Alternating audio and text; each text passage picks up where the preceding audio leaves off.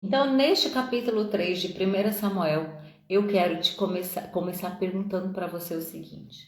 Samuel, o final desse texto, está dizendo que o Senhor era com Samuel e que o Senhor se manifestava pela sua palavra, através da vida de Samuel, para Samuel, e através dele o Senhor se manifestava. A gente precisa se perguntar nessa manhã, Deus tem se manifestado através de mim? No versículo 19, o Senhor estava com ele e não deixou falhar nenhuma de todas as suas palavras. Todas as suas palavras. Será que o Senhor pode assinar embaixo aquilo que nós falamos? Aquilo que nós profetizamos? Eu achei isso aqui tão forte, gente. O Senhor não deixou falhar nenhuma das palavras que Samuel liberou. Por que será? Como que um homem tem o aval de Deus desta forma? Será que tudo que a gente está falando sobre os nossos filhos, para uma pessoa que talvez você esteja discipulando, para seu esposo, sua esposa, será que Deus pode assinar embaixo e não deixar falhar nenhuma palavra? Eu tive muito temor essa semana lendo esse texto, porque às vezes a gente fala coisas, até pelo costume, pelo hábito, porque a gente ouve muita besteira, né? A gente ouve xingamentos, a gente ouve palavrão, a gente ouve palavras de maldição, a gente ouve todo tipo de coisa ruim. E até por esse hábito, às vezes sem pensar, a gente entra também numa roda, é igual música, né? Que você sai na rua e você ouve aquele carro de som que tá aquela música horrorosa tocando, você volta para casa, já passou essa situação? Você volta para casa cantando aquela música horrorosa, aí você fala, meu Deus, por que eu tô cantando isso? Porque você ficou ouvindo. Então a gente reproduz com a nossa boca aquilo que a gente ouve, né? Então muitas vezes nós precisamos pedir ao Senhor graça, misericórdia e vigiar os nossos lábios. Porque nós fomos chamados da mesma forma que Samuel foi. Para que aquilo que sair da nossa boca, o Senhor possa fazer se cumprir. E esse comprometimento com a palavra de Deus é que nos leva, né, a termos essa garantia do Senhor naquilo que nós falamos. Por isso que Jesus disse, o que vocês pedirem em oração em meu nome, no nome de Jesus. Eu acho isso uma das coisas mais difíceis para o cristão, né, para quem quer obedecer a palavra de Deus. São as palavras, é o que a gente fala. Porque talvez alguns aqui de vocês tenham esse dom, né, de profetizar, no sentido de, vamos dizer assim, de profeta mesmo, de ofício, né, lá dos ministérios que o Senhor, que Paulo explica. E aí, e mesmo assim, você que não tem, você que tem outro dom, outro chamado, mas todos nós somos chamados a profetizar, a ter uma palavra profética, porque a palavra profética é o quê? A palavra de Deus. Então, quando você lê um salmo em voz alta, você está profetizando. Tudo que a gente traz da palavra de Deus é uma forma forte e poderosa de profecia. A profecia não é só aquilo que um profeta que se levanta e que ele vai falar assim, diz o Senhor, e ele traz uma mensagem. É muito assim certo, né, que todos nós temos esse canal aqui, ó, temos essa fonte de onde nós podemos profetizar. E só que nós somos, se somos chamados para isso. Então, lá um dia na semana ou 2 dias na semana eu falo qualquer bobagem. E aí domingo eu estou na reunião da igreja, eu vou profetizar para uma pessoa. Peraí. Isso não funciona. Então, por isso que eu acho que é uma das coisas mais difíceis, porque o tempo todo nós precisamos estar vigilantes com aquilo que nós falamos, porque nós fomos chamados para falar profecias, para trazer a palavra de Deus, para trazer o céu. Como é que a gente traz o céu na terra? Senhor, venha o teu reino. E quando eu faço essa oração, que venha o teu reino, né? Venha o céu na terra. Eu preciso estar com a minha boca disponível para profetizar, para declarar, para fazer decretos, para abençoar, para trazer esta palavra. Essa palavra aqui, ela é pura. Tem um salmo que fala que ela é como a prata purificada 7 vezes numa fornalha. Ou seja, ela não tem a menor chance de qualquer contaminação, qualquer impureza. Agora, se ela vem nos meus lábios que está de alguma forma contaminado, porque eu falei coisas que eu não devia, às vezes eu ofendi alguém, às vezes eu falei palavras pesadas, sabe? Falei coisas assim, coisas vãs, sabe quando a gente fica falando bobagem? Você fala, não, era só brincadeira. Ai, gente, sabe o que é pior? Vou dar uma notícia bem difícil para vocês. No mundo espiritual não existe brincadeira. Ah, é só brincadeira. Ah, a gente tem os jovens hoje, eles falam assim, né? Ah, é só zoeira, mãe. Aí o problema é que no mundo espiritual não tem isso. No mundo espiritual, ou é ou não é. Não existe uma linha de neutralidade no mundo espiritual. Então, quando a gente pensa assim, mas isso aí foi só uma mentirinha. Não existe, gente. Então, você fala, eu falei, mas foi só da boca para fora. Tá, e agora você vai profetizar a palavra de Deus? Então, nós somos chamados para ter essa responsabilidade. E eu entendo que quando Paulo fala assim, apresentei os vossos corpos como um sacrifício vivo, santo e agradável a Deus. A nossa boca faz parte disso, desse sacrifício. É um sacrifício a gente cuidar, a gente não falar coisa que não deve. Porque tem essa questão do hábito, né, que eu falei. Tem a questão também das dificuldades que a gente vive. Às vezes você quer falar, sabe? Às vezes você quer fofocar, às vezes você quer falar mal, às vezes você quer murmurar, porque a situação te oprime tanto que parece que você quer desabafar através daquilo, né? Mas aí nós precisamos vigiar, correr para o Senhor. E eu vejo que isso é um dos pontos que é muito difícil, né? Eu vejo assim, por isso que Tiago fala, se você controla a sua língua, você controla todas as outras coisas no seu corpo. Bom, vamos voltar aqui então, né? No início, gente, que assim seja a nossa vida, meus queridos, que as palavras que você disser, o Senhor possa assinar embaixo, o Senhor possa fazer-se cumprir, em nome de Jesus. Então, cuide aí do que você fala, tá? No início do capítulo, ele está dizendo que Eli era o sacerdote. Olha essa informação do versículo 1. A palavra do Senhor era muito rara.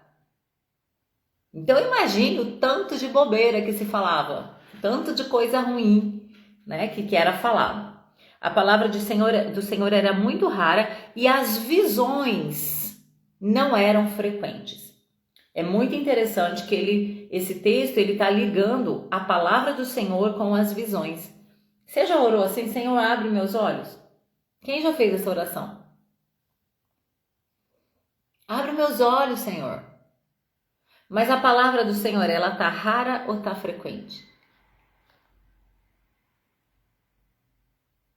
Porque sem a palavra de Deus, das duas uma, ou a gente não vai ter visão nenhuma, ou a gente vai ter a visão do outro lado, visão errada. É quando a gente lê a palavra, medita na palavra, que você, ontem na live de Provérbios, eu falei um pouco sobre isso. Você lê a palavra e você cria imagens sobre aquilo que você está lendo. É assim quando você lê um livro, né? Você está lendo uma história. Se você não assistiu o filme, você faz um filme na tua cabeça.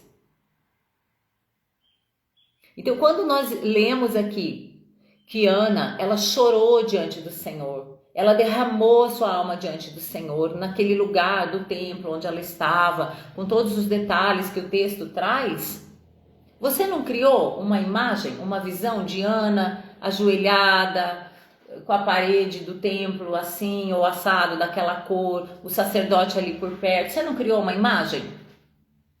Aí o texto fala que de repente ela recebe a palavra, ela se levanta e ela vai feliz. Você não fez também a imagem dela feliz, alegre? Então, o texto, ele traz para a gente uma visão, ele traz uma imagem que se torna a nossa visão.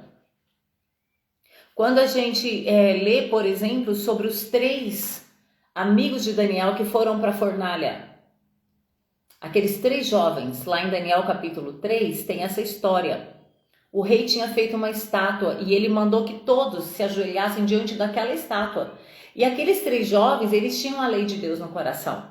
E a lei de Deus diz que não é para se dobrar diante de nenhuma estátua, de nada a não ser do Senhor, o Criador, o Eterno.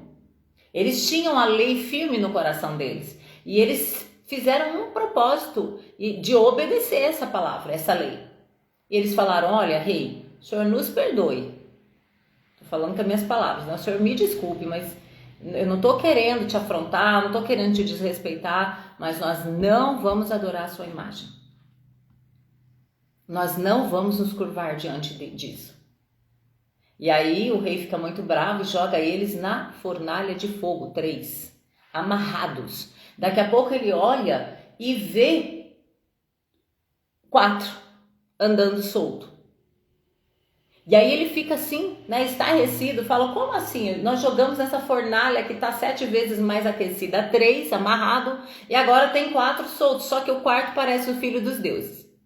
Bom, então esse é um pedaço da história, né? Eu fiz um resumo. Quando eu estou te contando essa história, o que você fez na sua mente? O que você imaginou? Quando fala assim, que o 4º era semelhante ao filho dos deuses e que nenhum fio de cabelo da cabeça deles foi queimado. Qual foi a imagem que você criou de toda essa história? A partir dessa visão que você tem, do que eu estou te contando, o teu coração vai ter sentimentos, vai ter emoções, vai ter convicções, vai guardar coisas dessa história. Então, quando você lê algo assim, você vai ter a convicção de que o Senhor sempre está com você, ainda que você passe pelo fogo. Porque foi assim com aqueles 3 jovens. Você vai ter no seu coração que vale a pena obedecer a Deus. Porque o Senhor está com você e Ele vai te livrar.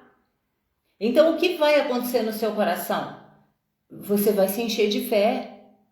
Você vai saber, falar: não, eu estou passando essa circunstância difícil, parece que o fogo está querendo me queimar. Mas Jesus está comigo. Aquele que parece o Filho dos deuses está comigo. E outra, se eles estavam soltos dentro da fornalha, isso significa que eu tenho liberdade, ainda que eu passe situações que estão querendo me incendiar. Eu sou livre. Jesus me faz livre. Então, quando a gente lê a palavra, a gente tem a visão da realidade que Deus tem para nós. Eu estou vivendo uma realidade, mas quando eu leio essa palavra, eu crio na minha mente uma realidade que vem do céu.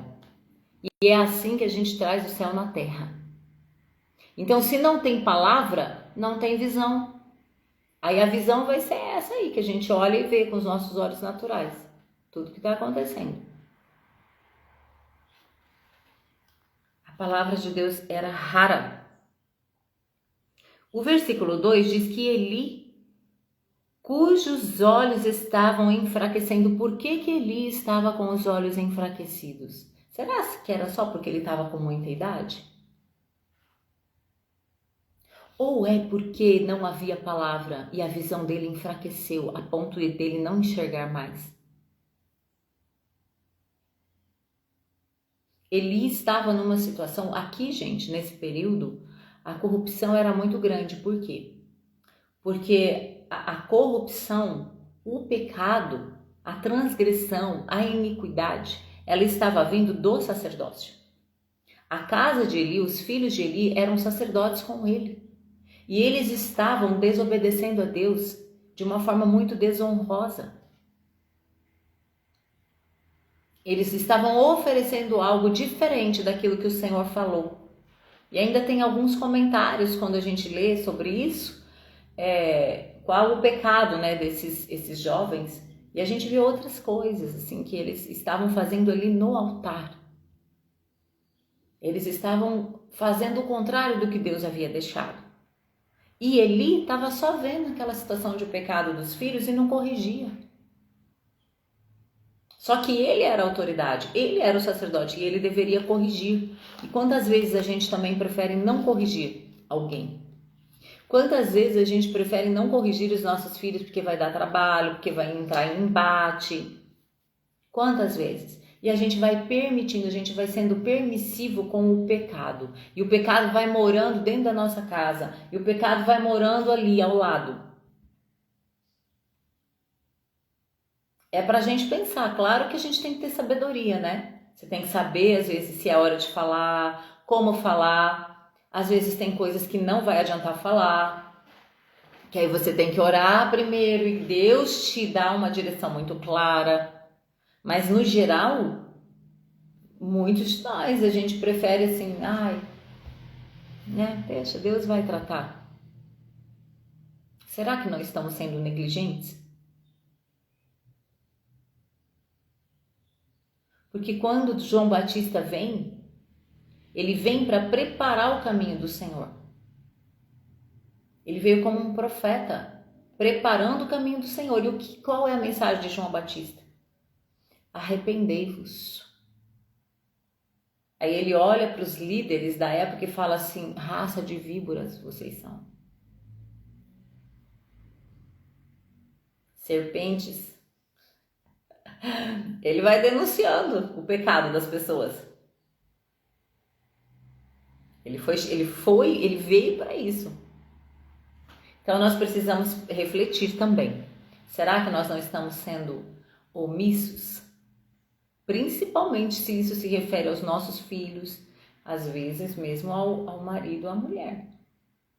Já sabe, de chamar e falar, olha, isso que você está fazendo não está de acordo com a palavra de Deus.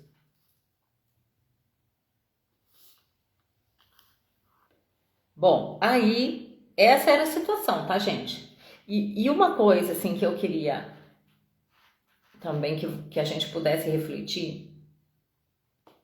Aqui esse versículo 2 diz que Eli estava com um olhar enfraquecido, não conseguia enxergar e ele estava deitado no seu aposento. Então guarda aí essa informação, ele estava deitado no seu aposento.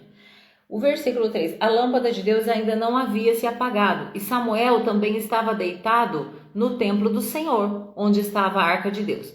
Então onde Samuel estava deitado? No templo, onde estava a arca. E o que representa a arca? A presença de Deus. Agora ele estava deitado aonde? No seu aposento.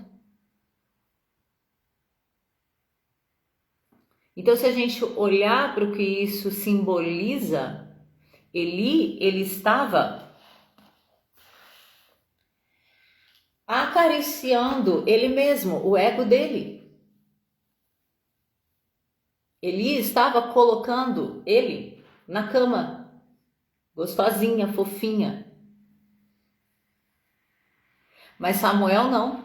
Samuel estava deitado no templo, aonde tinha a lâmpada de Deus acesa, aonde tinha a arca de Deus.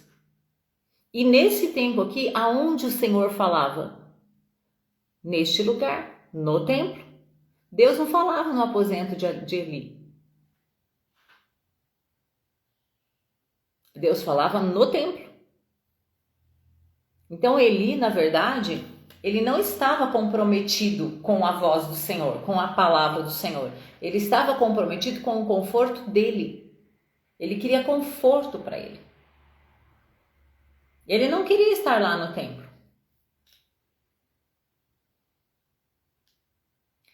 Onde você tem dormido? Onde você tem colocado seu corpo, sua alma para descansar? É na presença do Senhor? Ou é num lugar que você acha que tem conforto? Porque, olha, a gente não pode se enganar. Não existe descanso fora da presença do Senhor. Não existe. Existe o quê? Entretenimento. Existe distração.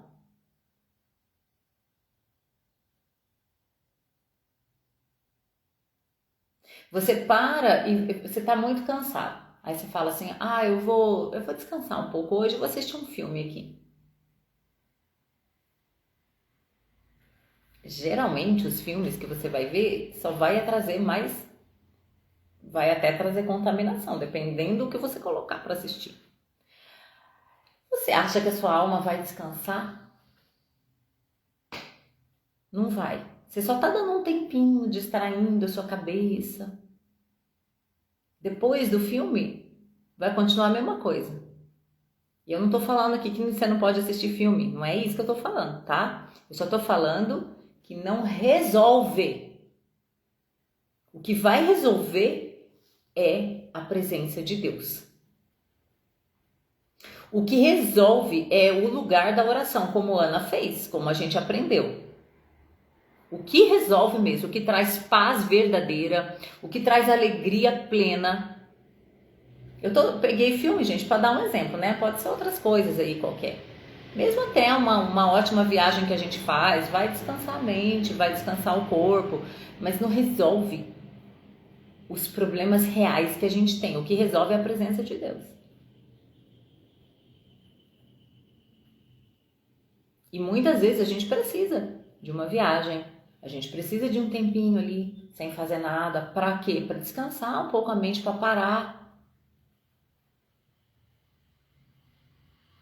Mas para ouvir a voz do Senhor, para você derramar seu coração, como Ana fez, para você ter uma resposta, é a presença do Senhor, não tem outro lugar. E às vezes a gente quer acariciar a nossa alma. Eu vou ficar aqui no meu aposento. Eu vou fazer isso porque a minha alma está precisando. Mas sabe o que Davi declara? A minha alma espera em ti. A minha alma anseia por ti, Senhor. Vamos dar uma olhada aqui no Salmo 84.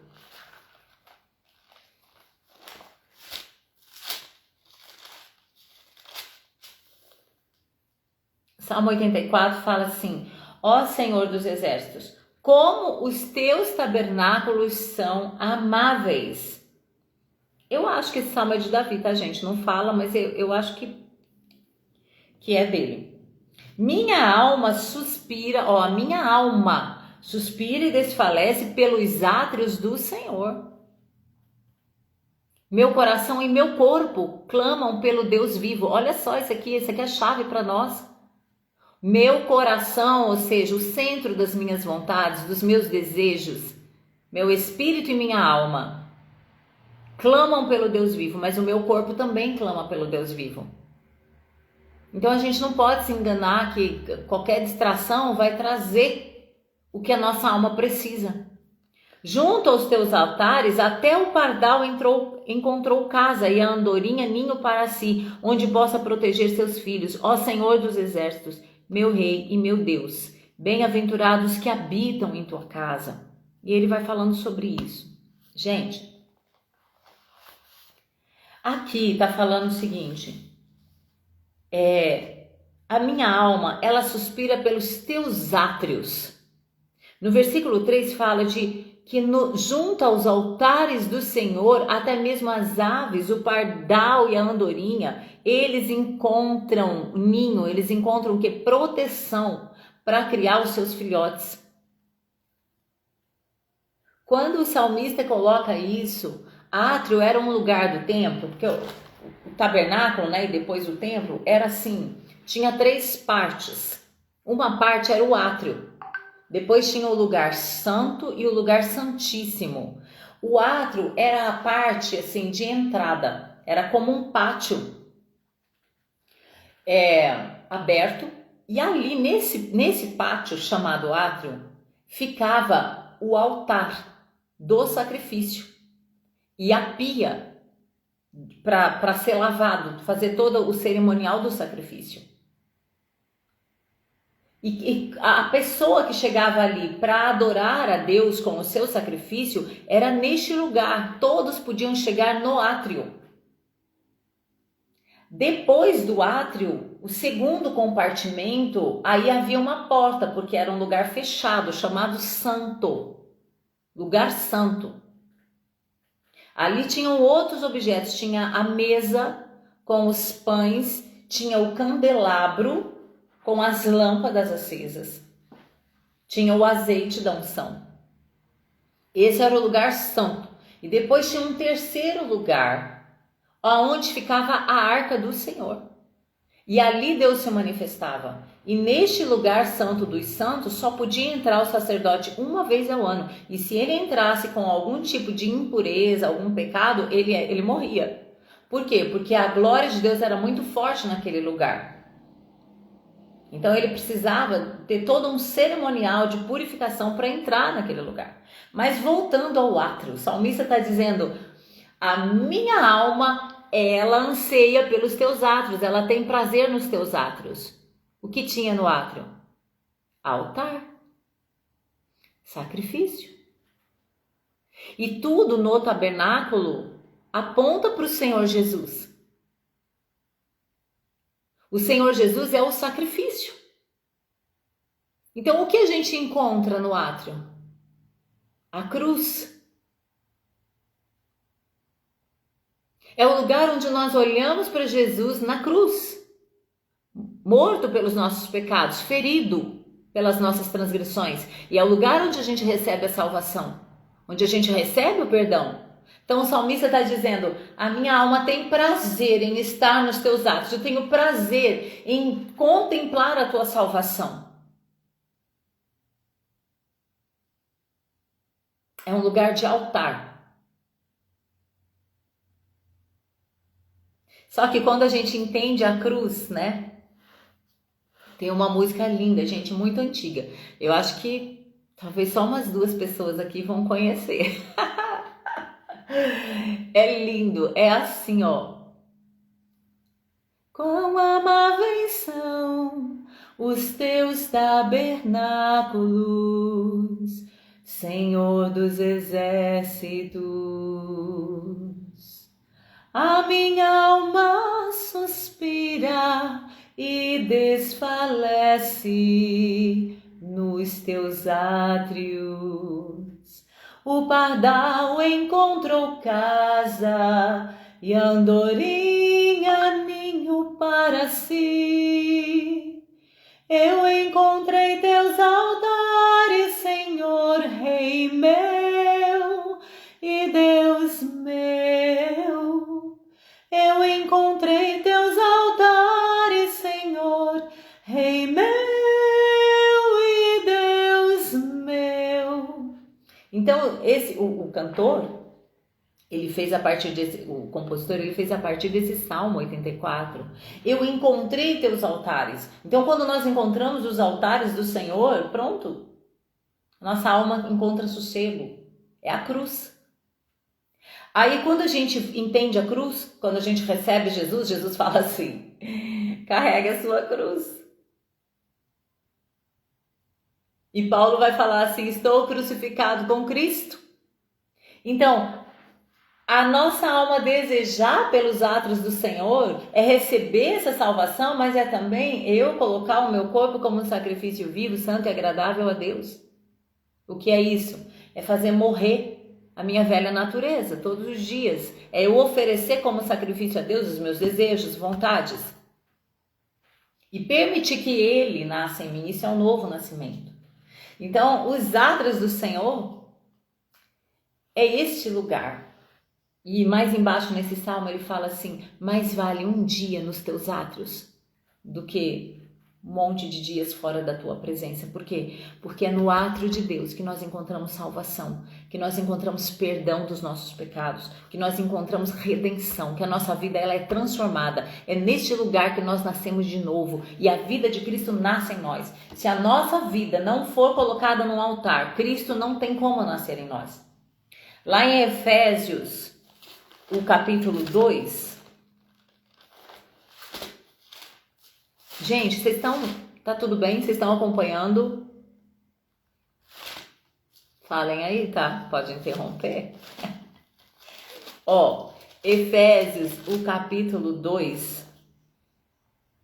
Diz assim: ele vos deu vida, estando vós mortos nas vossas transgressões e pecados, nos quais andastes no passado, no caminho deste mundo, segundo o príncipe do poderio do ar, do espírito que age nos filhos da desobediência.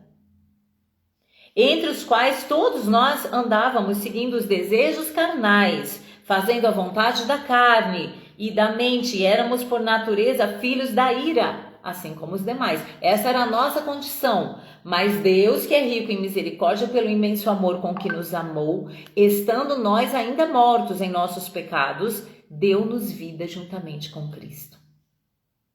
6. Nos ressuscitou juntamente com Ele e nos fez assentar nas regiões celestiais. 10. Pois somos feitura sua. Somos feitura de quem? De Cristo. Então, altar significa a gente morrer para que essa nova criatura feita em Cristo possa viver. Essa é a ressurreição.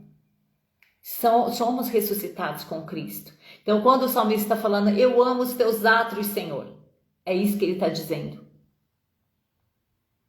Altar é um lugar aonde nós oferecemos o nosso corpo em sacrifício vivo, santo e agradável a Deus.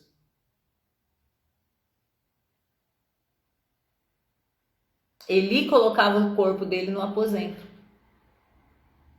mas o salmista diz que o prazer dele era colocar o corpo dele nos átrios do Senhor.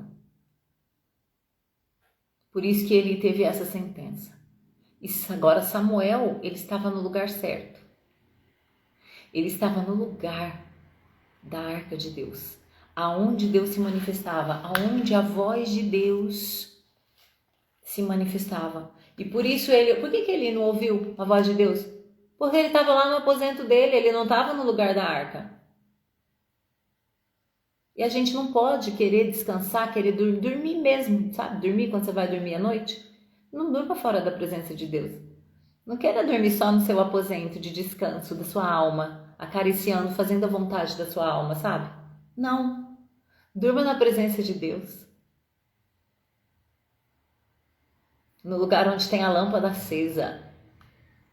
Foi isso que nós lemos aqui.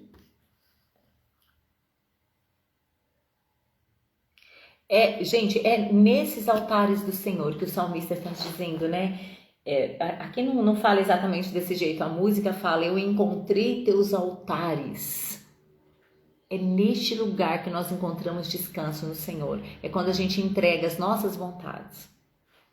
Quando a gente desiste do nosso eu. Fala, Senhor, eu te entrego aqui meu eu. Minha carne, ela quer fazer de outro jeito, mas eu submeto a minha carne no teu altar. E eu vou viver a vida que o Senhor me deu. A nova vida em Cristo. Eu vou viver a nova criatura. Bom, então, átrio, gente, era este lugar. Agora, o Samuel, ele estava lá no santo. Eu creio que ele estava no lugar santo aqui, né? Talvez próximo ali do santo dos santos. E ele ouve a voz do Senhor. E a voz do Senhor. E esse lugar onde Samuel estava era o lugar onde tinha a mesa, como eu falei, dos pães. Pão é alimento.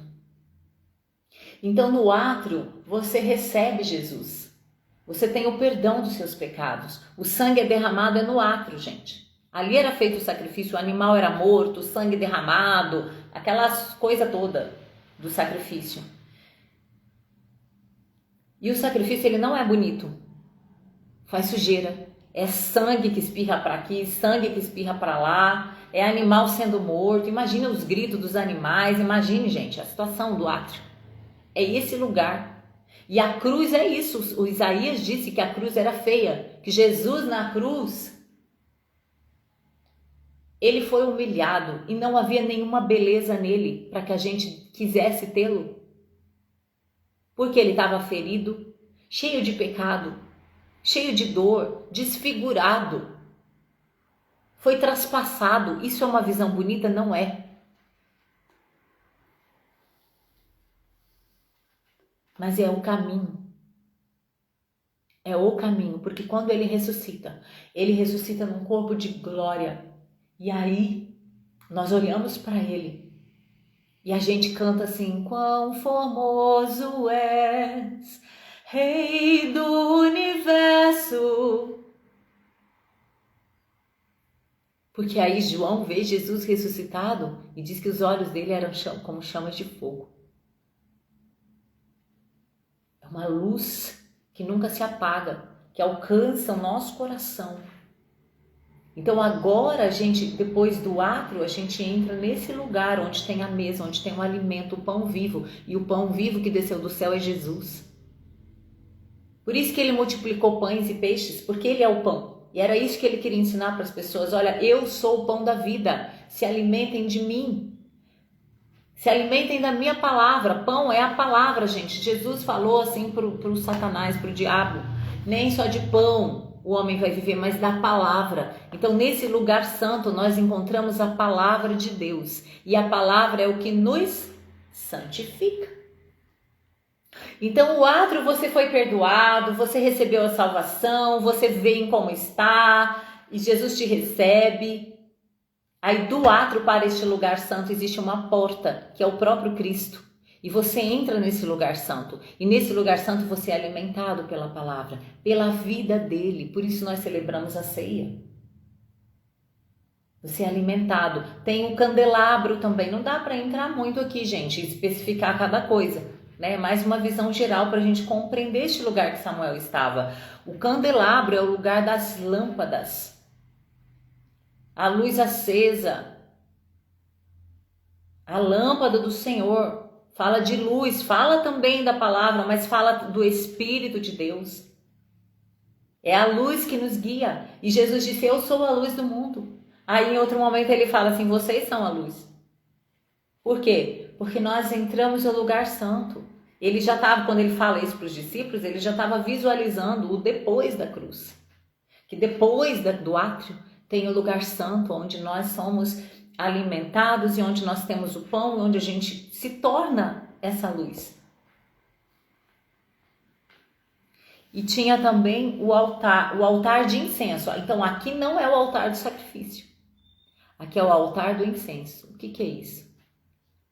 Incenso são as orações. Então neste lugar santo é uma vida de oração.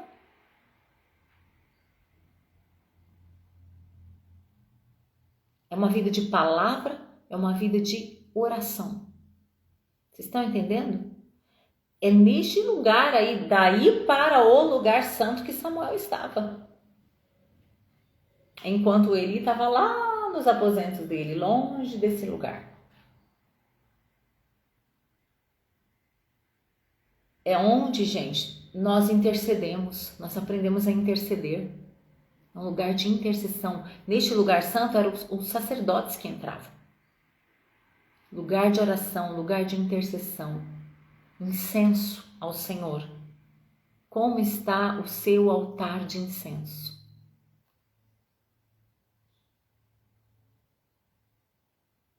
Primeiro a gente passa pelo altar do sacrifício, é sacrificar a nossa carne. Agora a gente se depara com o altar de incenso. É um altar de oração, de intercessão. A intercessão, gente, é algo tão poderoso na nossa vida, é algo tão transformador. Não sei se você tem essa experiência. O que é a intercessão? É você orar pelo outro. É você entrar com Jesus, porque Jesus é o nosso intercessor, né? Ele nos ensina. É tão poderoso esse lugar. Se você não tem esse hábito, eu quero te incentivar. Você orar não só pelos seus filhos, não só pela sua casa. Porque isso já é tanto, né? Se a gente der conta da nossa casa, eu vejo assim, já é, meu Deus, que bênção. Mas sabe, orar pela sua igreja. Orar por alguém que vem na tua mente na hora e fala, Senhor, eu venho aqui interceder por alguém. Por quem o Senhor quer que eu ore? Deus vai colocar pessoas na mente que talvez naquele dia aquela pessoa precisa da sua intercessão. Igual Pedro, quando estava lá precisando, foi jogado na prisão, a igreja estava o quê? Intercedendo por ele. E aí Deus enviou um anjo e libertou Pedro. Então, às vezes, há pessoas que estão precisando e nós precisamos estar nesse lugar santo. Eu não sei se você está só no átrio. O ato garante a tua salvação, mas o Senhor nos convida para entrarmos no lugar santo, um lugar onde a palavra nos santifica. É a vida de santificação, onde nós vamos aprender a interceder, a não olhar só para a gente, mas olhar para o outro, entrar nesse lugar com Jesus. Jesus não ficou olhando para ele, mas ele olhou para o outro, ele olhou para mim e para você. E a cruz é a maior intercessão que ele fez. Agora, esse lugar santo, quando a gente vive uma vida de palavra, uma vida de oração, nós vivemos na presença do Senhor, porque o véu que separava o santo dos santos, ele foi rasgado quando Jesus morreu. Então, nós temos o acesso à presença manifesta de Deus, a glória de Deus. E é nesse lugar que nós vamos ouvir a voz dele. Foi isso que aconteceu com Samuel. Samuel, ele não tinha essa intimidade com o Senhor. O Senhor está chamando ele está achando que é Eli. Ele está ouvindo a voz audível de Deus, entende? Porque ele pensa que é Eli. Aí ele vai lá e fala, o Senhor me chamou, e ele fala, não, eu não te chamei não.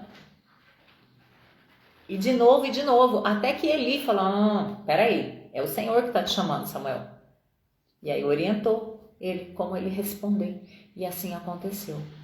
Então veja, Samuel tem um exemplo tão lindo para nós, né? Ele inicia a sua vida ainda adolescente, ele está neste lugar. E a gente vê o papel de Ana, como Ana foi direcionada em deixar Samuel neste lugar. E é assim que nós precisamos direcionar os nossos filhos também. Amém, irmãos? Como estão os seus altares? Como está o desejo da sua alma? Sua alma está desejando os altares do Senhor, seja o altar do sacrifício, seja o altar da oração, ou está desejando os aposentos de Eli? Se está querendo ficar só no aposento, precisa pedir ao Senhor que ajude, que dê a mão para você, que mude o seu coração, porque Ele muda, gente. Ele muda o nosso coração. A ponto de a gente falar igual o salmista, Senhor, o meu prazer é estar nos teus átrios. O meu prazer é encontrar, se eu encontrar os teus altares, eu tenho tudo na minha vida, não há outro bem maior que a minha alma queira, senão os teus altares.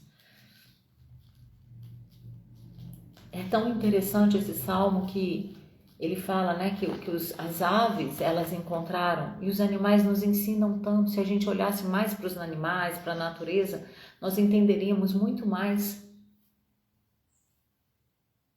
Nós conheceríamos mais o Senhor através da natureza também. Quando a gente olha o que os animais fazem, por que um bichinho, um passarinho encontra paz e segurança junto aos altares de Deus e eu estou querendo ir para outro lugar?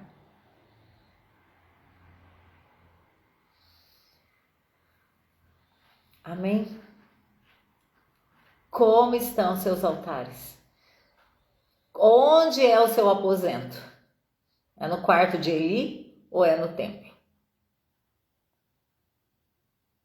Quero orar com vocês, gente.